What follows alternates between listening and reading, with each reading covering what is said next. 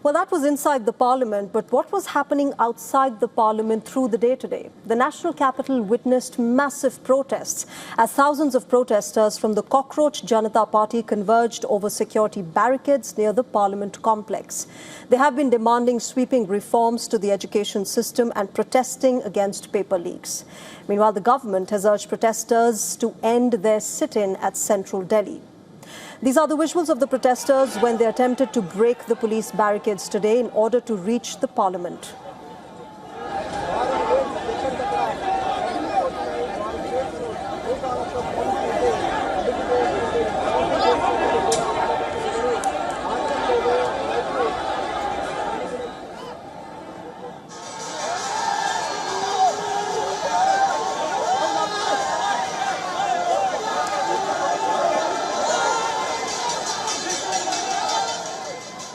The demonstration called by the CJP saw thousands attempting to march towards the parliament from the Sansad Marg side.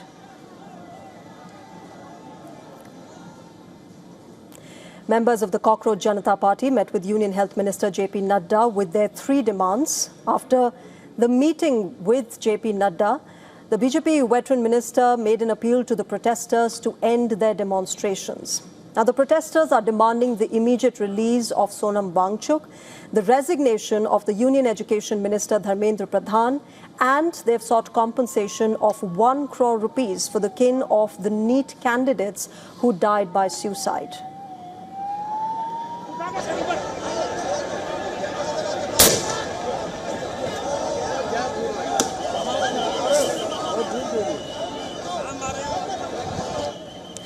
Earlier in the day, security forces stopped the procession outside the Sansad Marg police station, where tensions escalated as protesters pushed against police barricades.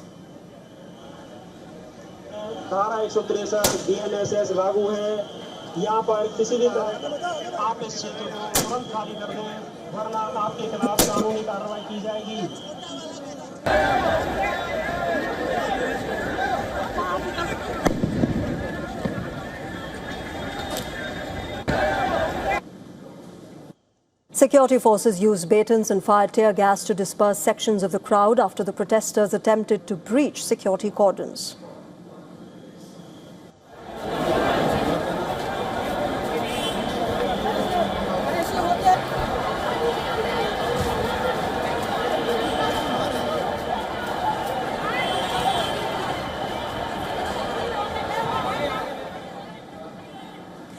A few demonstrators sustained minor injuries during the baton charge and they were administered first aid at the scene. Minor scuffles between the protesters and the police were also reported at several locations.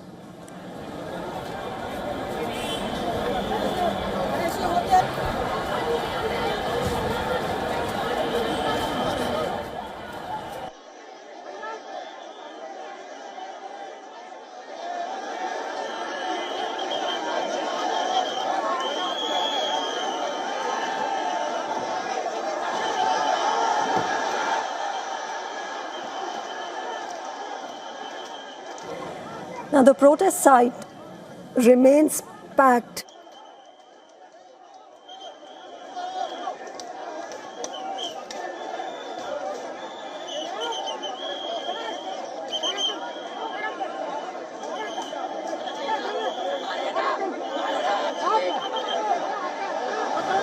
Now, remember, the protest site remains packed with demonstrators as hundreds of Delhi police personnel and paramilitary forces were deployed to prevent the march from advancing.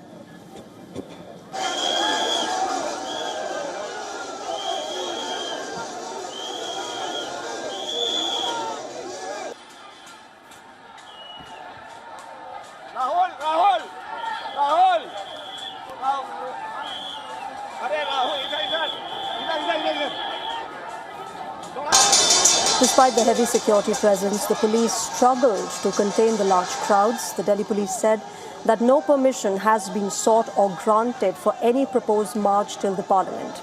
It advised citizens, in fact, not to participate in any unauthorized gathering or procession. Prohibitory orders remain in force across the New Delhi district, except at the designated protest site of Jantar Mantar. The reason me and my friends are here is because we are the ones who have put government on the seat that they have. And if they feel like they're not accountable, not just for Neet leak per se, this is the main motive we have right now, but in the due course, if there is a feeling that if something's gone wrong and you feel like you can be at a position of not answering it, then that's incorrect. So I feel we should all gather here in order to at least solidify our dissent. All right, let me welcome my guests on Race to Power tonight. Mr. Sandeep Ghosh joins us. He's a political commentator and author. He's joining us live on the broadcast from Kolkata. Mr. Ghosh, good evening. Welcome to WION. Good to have you on the show. Can I start by asking you what you thought about what happened in the national capital today? There have been dramatic scenes that unfolded, and there are two aspects to it as I see it. One is the genuine legitimate concern of a student as far as, paper leaks are concerned. The other are concerns that, look, this entire protest has been hijacked by political parties and people who might have their own vested interests. How do you see today as a mark of dissent? The second part, Shreya, which you mentioned, whether it's hijacked, I don't think the political parties have hijacked it because, in fact, it was they were given the opportunity on a platter by the CJP people to come and speak to them and take up their cause both inside and outside the parliament. But I haven't really seen any definite engagement by the political parties, the opposition parties, to come out and take these people on board and take their issue into the parliament or whichever form. Now, the political parties seem to be working on their own agenda. And here, there was the so-called CJP. One is not very clear as to who are the real CJP members or who constitute the real CJP. But whatever, at least Sonam Wangchuk, who was, having the hunger strike and protesting, and Abhijit Deepke, they made certain statements which were, I wouldn't call it reconciliatory, but they were moving towards some kind of dialogue.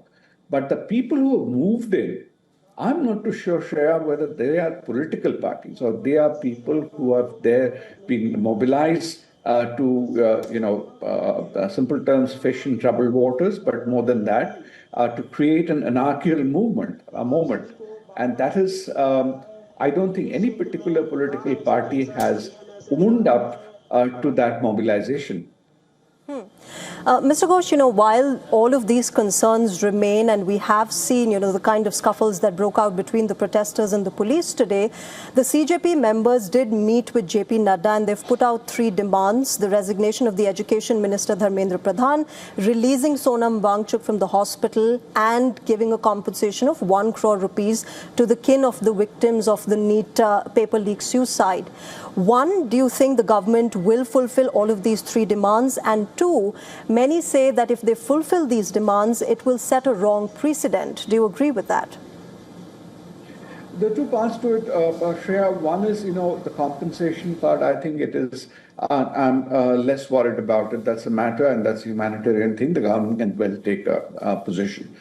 But as far as Sonam Wangchuk is being made out as if he has been held custody. But at least the official position is there that he is there in hospital for health reasons, as the court directed, without saying that they need to do that, but they said do whatever is necessary to ensure his health. And so there is a bit of contradiction between Sonam Wangchuk himself at one point saying that, he's 20% down and he'll have an organ collapse and then his brain will collapse, etc. And then his wife and other people saying, no, he's in perfect order. So why are you keeping him inside in a hospital and making it out as if he is in custody?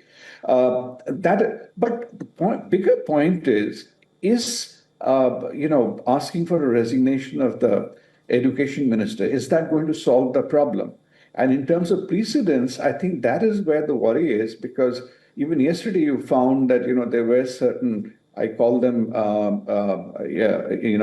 activists for all seasons and for all reasons, who were coming on board and to say that it's no longer Dharmendra Pradhan, it's the Prime Minister who should resign. So they are trying to escalate it and up the ante.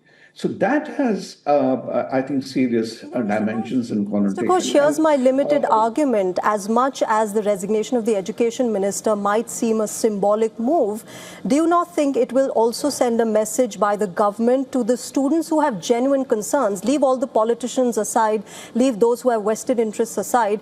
Just a symbolic move to send out a message that, look, we are listening to you, we are listening to your concerns, and we are acting upon it.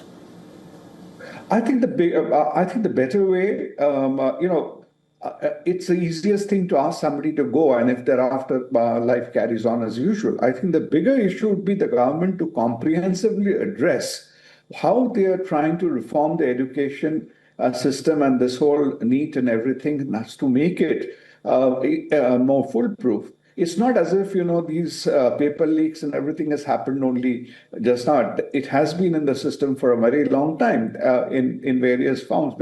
So there is an endemic problem with our administration of all these tests or the education thing. So the government has to come out with very categorical statements as to how they propose to address it. And here, the other point which you were saying, then the parliament needs to function. And if the political parties are genuinely concerned about the issues of the youth, these things, they should allow for that discussion and in fact compel the government to have a constructive discussion and debate inside the parliament to say, hey, what you want to do, how you're going to go about it. But I think the problem is even larger, Shreya. It's not just limited to examination.